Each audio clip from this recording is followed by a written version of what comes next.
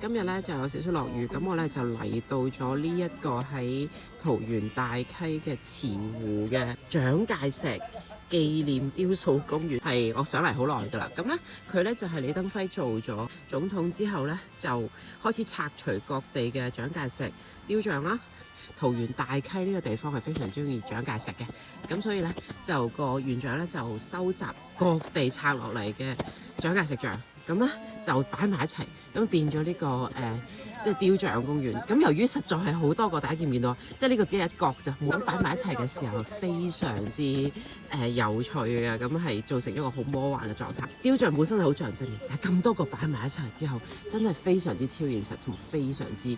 有鬼嘅感覺，好正！我好中意呢個地方，即係慈湖雕塑紀念公園係一個即係好黑色幽默、好魔幻現實嘅地方。